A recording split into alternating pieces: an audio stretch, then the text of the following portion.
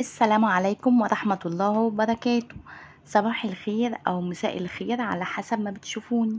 صباح السعي والتوكل على الله، صباح الرزق الحلال المبارك، صباح الثقة بما عند الله. اللهم لا تحوجنا لأحد ولا تجعلنا عبئا على أحد، وأغنينا بفضلك عمن سواك. صباح اليقين بالله، صباح الرضا والقناعة بأن كل شيء بأمر الله، بأن أقدار الله كلها خير لنا.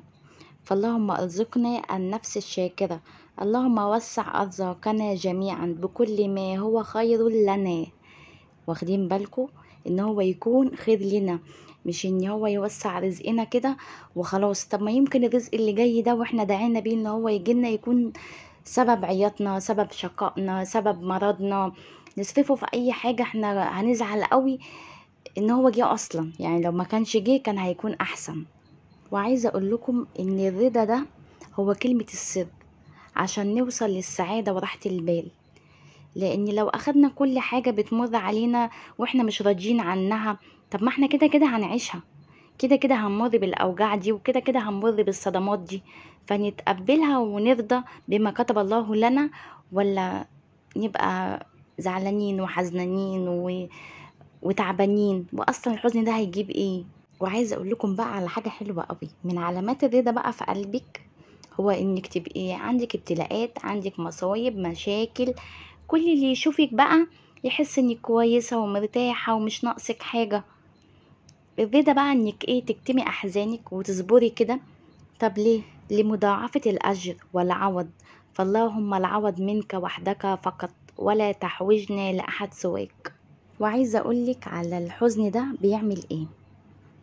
الحزن ده بيضعف القلب وبيقلل العزم وبيقلل كمان الإرادة، بيخليكي كمان ما عندكيش إرادة. وإيه تاني؟ والشيطان بقى كمان بيحب إن هو يخليكي حزينة، بيحب إن هو يزعلك ويخليكي بقى تفكري في اللي عدى واللي فات وامبارح ومش عارفة وهنعمل ايه وهنسوي ايه.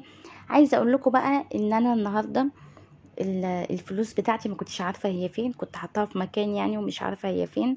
فكان اللي قدامي حوالي 7 جنيه. طب احنا بقى دلوقتي والعيال جعانة وعايزين ناكل، طب هنعمل ايه وهنسوي ايه؟ عايزة اقول لكم ان ب7 جنيه ده جبنا ب5 جنيه فول وحزمة جرجير وعيش. وعايزة اقول لكم ان كنا فرحانين جدا وراضيين جدا، وفطار مفيش احلى من كده. العيش سخن، الفول صابح وسخن، الجرجير كمان يعني حديد كده وحاجة خضرة كده. عايزة اقول لكم ان الرضا ده حلو قوي قوي والله بجد. فخدوا الامور ببساطة، ما تفسدوش فرحتكم بالقلق وما تفسدوش عقلكم بالتشاؤم. ولو بصينا لحالنا هنلاقي ان في حاجات عندنا ربنا اداها لنا من غير احنا ما نطلبها. فعايزين نبقى عارفين كويس قوي ان ربنا لما منع عننا حاجة هو منحها لخير لينا. ما نعرفش ان لو كان ادانا الحاجة دي اللي احنا عايزينها وملهوفين قوي عليها، لو كنا خدناها كان قلبنا هيبقى عامل ازاي، كنا احنا اساسا هنعمل بيها ايه. وكنت سمعت قول عجبني جدا، كان بيقول ان الحياة قصيرة فلا تقصرها بالهم والغم والحزن، فكن صاحب قلب يتنفس الرضا والقناعة. الله، المعنى جميل ومش عايزة اطول عليكم اكتر من كده، اكيد المعنى وصل لكم.